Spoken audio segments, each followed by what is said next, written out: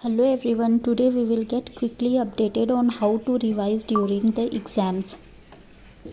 बहुत छोटी छोटी चीज़ें होती हैं जो हम लोगों को एग्ज़ाम के ड्यूरेशन में याद होनी चाहिए. हम लोग जब रिवाइज़ करते हैं 3 टाइम्स रिवीजन क्यों बोला गया है, ताकि हमें बहुत छोटी छोटी जो चीज़ें हैं वो एग्ज़ाम टाइम कंफ्यूज ना करें. आपको पता है जैसे हम लोग CAPM रिटर्न निकालते हैं, ठीक है. तो अब एग्ज़ाम टाइम क्या होता है कि हम लोग पहले यहाँ तो रिस्क फ्री लिखते हैं और फिर इसके बाद प्लस करके बीटा यहाँ लिखते हैं. अब यहाँ पे RM माइनस RF होगा या फिर RF माइनस RM होगा. इसमें हम लोग कंफ्यूज हो जाते हैं कि कौन सा सही है कौन सा गलत है. मतलब हमें फॉर्मूला आते हुए भी हम एग्ज़ाम में कई बार कंफ्यूज हो जाते हैं. कॉन्सेप्ट भी पता होता है, फिर भी अगर कॉन्सेप्ट अच्छे से पता है तब तो आप नहीं भूलेंगे, क्योंकि हमें जो है रिस्क ऑफ मार्केट और रिस्क फ्री रिटर्न के बीच कितना डिफरेंस है वो ढूंढना होता है. लेकिन ये चीज़ हम लोग एग्ज़ाम टाइम भूल जाते हैं कई बार.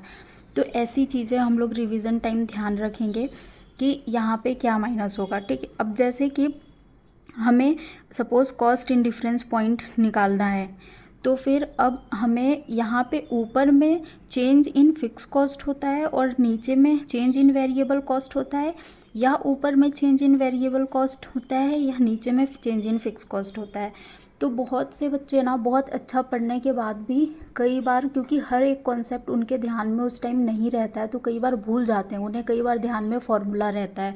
तो इस तरीके से रिवीजन करें कि कब कौन सी चीज़ किससे माइनस हो रही है, कौन सी चीज़ किससे डिवाइड हो रही है.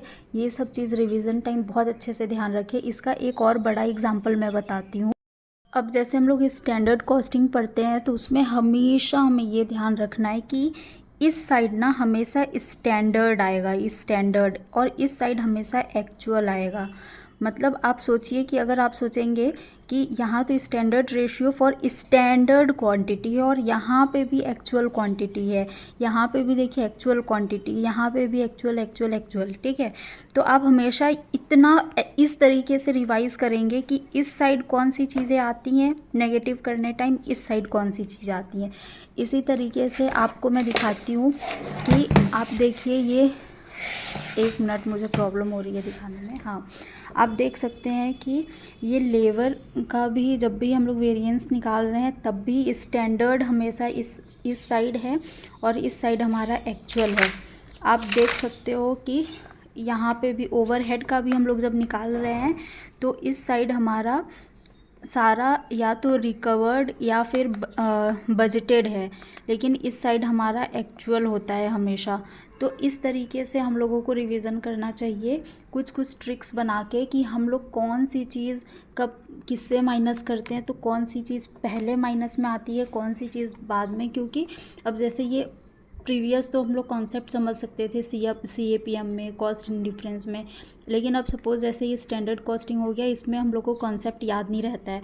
तो इसी तरीके से याद करेंगे कि बजटेड हमेशा इस साइड रहेगा या स्टैंडर्ड इस साइड रहेगा और एक्चुअल हमेशा इस साइड रहेगा माइनस करने टाइम.